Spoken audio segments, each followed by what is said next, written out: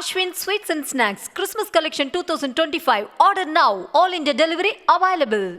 அதிமுக தலைமையிலான கூட்டணியில் எந்தெந்த கட்சிகள் இணைய வேண்டும் என்பது குறித்து முடிவெடுக்கும் முழு அதிகாரம் எடப்பாடி பழனிசாமிக்கு இருப்பதாக பொதுக்குழுவில் தீர்மானம் நிறைவேற்றியது பாஜகவுக்கான மறைமுக மெசேஜாக பார்க்கப்படுகிறது. டிடிவி ஓபிஎஸ்ஐ இணைத்துக் கொள்ள சொல்லி பாஜக கொடுத்து வரும் நிர்பந்தத்திற்கு பதில் சொல்லும் வகையில் அதிமுக பொதுக்குழு அமைந்ததா என்பது குறித்து விளக்குகிறது இந்த தொகுப்பு. தேர்தலுக்கு இன்னும் 4-5 மாதமே இருக்கும் நிலையில் பரபரப்பான சூழலில் அதிமுக பொதுக்குழு செயற்குழு கூட்டம் சென்னையில் கூடியது. ஆண்டுக்கு ஒருமுறை வழக்கமாக கூட்டப்படும் சம்பிரதாய பொதுக்குழுவாக இருந்தாலும் அங்கு நிறைவேற்றப்பட்ட தீர்மானம்தான் முக்கியமாக கவனம் பெற்று வருகிறது. அந்த வகையில் முதல் தீர்மானமே பாஜகவுடனான கூட்டணிக்கு பொதுக்குழு ஒப்புதல் அளிக்கும் தீர்மானம்தான். அதற்கு பிறகு அதிமுக தலைமையிலான கூட்டணியில் எந்தெந்த கட்சிகள் இடம்பெறும் என்பது குறித்து முடிவெடுக்கும் முழு அதிகாரம் எடப்பாடி பழனிசாமிக்கு வழங்கப்படும் என பொதுக்குழுவில் தீர்மானம் நிறைவேற்றப்பட்டது. திமுகவை வீழ்த்தும் நோக்கத்தில் இருக்கும் மேலும் சில கட்சிகள் அதிமுக தலைமையிலான கூட்டணியில் இணைய வாய்ப்பிருக்கிறது என்பதால் கூட்டணியில் யாரை இணைப்பது என முடிவெடுப்பது எடப்பாடி பழனிசாமியாகத்தான் இருக்கும் என்றும் அந்த தீர்மானத்தில் தெரிவிக்கப்பட்டுள்ளது. வருகின்ற தமிழ்நாடு சட்டமன்ற பொதுத் தேர்தலை ஒட்டி அமைக்கப்பட்டுள்ள கூட்டணிக்கு அனைத்து இந்திய அண்ணா திராவிட முன்னேற்ற கழகம் தலைமை தாங்குகிறது. கழகத்தின் தலைமையிலான கூட்டணியில் இடம்பெறும் கட்சிகள் குறித்து முடிவெடுக்கும் முழு அதிகாரத்தை அனைத்து இந்திய அண்ணா திராவிட முன்னேற்ற கழகத்துடைய பொதுச் செயலாளர், மாண்புமிகு சட்டமன்றத்துடைய எதிர்க்கட்சி தலைவர், தமிழ்நாடு முன்னாள் முதலமைச்சர், புரட்சி தமிழர் ஐயா எடப்பாடியார் அவர்களுக்கு இப்பொதுக்குழு ஏகமனதாக வழங்குகிறது.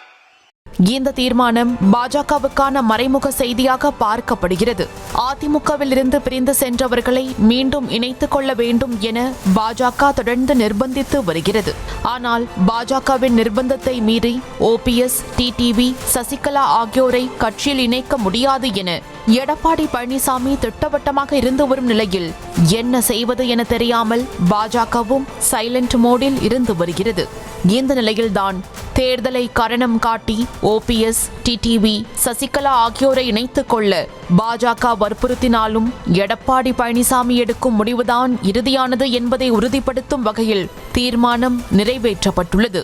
கூட்டணியில் இடம்பெறுகிற கட்சிகள் கூட்டணியின் நோக்கத்தை புரிந்து கொள்பவர்களாகவும், கூட்டணியின் தலைமையை ஏற்றுக்கொள்பவர்களாகவும், கூட்டணியின் நோக்கத்தை நிறைவேற்ற முழு மனதோடு ஒத்துழைப்பவர்களாகவும் இருக்க வேண்டும் என்ற அடிப்படையில் கூட்டணியில் யாரை இணைப்பது என்பதை முடிவெடுக்கும் முழு அதிகாரத்தை அனைத்து இந்திய அண்ணா திராவிட முன்னேற்ற கழகத்துடைய பொதுச் செயலாளர், மாண்புமிகு சட்டமன்ற எதிர்க்கட்சி தலைவர், தமிழ்நாடு முன்னாள் முதலமைச்சர், புரட்சி தமிழர் ஐயா எடப்பாடியார் அவர்களுக்கு இப்பொதுக்குழு ஏகமனதாக வழங்குகிறது. மொத்தம் 16 தீர்மானங்கள் நிறைவேற்றப்பட்ட நிலையில் அதிமுக மூத்த நிர்வாகிகள் வரிசையாக பேசத் தொடங்கினர். வரவேற்புரை நிகழ்த்திய வளர்மதி தொடங்கி முன்னாள் அமைச்சர்கள் சி.வி. சண்முகம், கே.பி. முனுசாமி உள்ளிட்ட அனைவரின் பேச்சிலும் துரோகிகள், உறவாடி கெடுப்பவர்கள், அரசியல் புரோக்கர்கள் என்பது போன்ற வார்த்தைகளை அதிகளவில் பயன்படுத்தியிருந்ததும் கவனிக்க வைத்தது.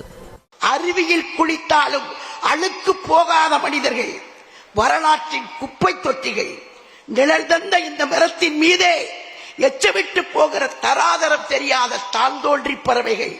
நம்முடைய அண்ணன் எடப்பாடியாருக்கு எதிரிகளும் இருக்கிறார்கள், துரோகிகளும் இருக்கிறார்கள். எதிரி நமக்கு யார் என்று தெரியும்.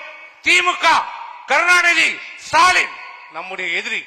நம்முடைய துரோகி யார் என்று தெரியும். ஆனால் நம்மோடே உறவாடி நம்மை கெடுப்பவரிடம் தான் நாம் ஜாக்கிரதையாக இருக்க வேண்டும். சில அரசியல் புரோக்கர்கள் இருக்கிறார்கள்.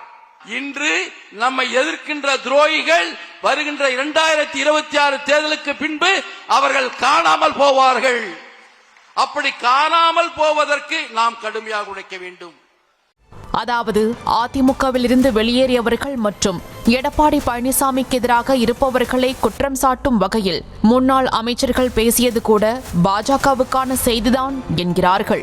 அதிமுகவில் இருந்து பிரிந்து சென்றவர்களை ஒருங்கிணைக்கும் நடவடிக்கைகளுக்கு எதிராகவே முன்னாள் அமைச்சர்கள் இந்த வார்த்தைகளை பயன்படுத்தியதாக பார்க்கப்படுகிறது. பொதுக்குழுவில் எடப்பாடி பழனிசாமி மட்டும்தான் முழுக்க முழுக்க திமுகவை விமர்சித்து பேசினார் என்ற நிலையில் மற்றவர்களில் பெரும்பாலான பேச்சு துரோகிகள் என்ற வார்த்தையை மையப்படுத்தியே இருந்தது.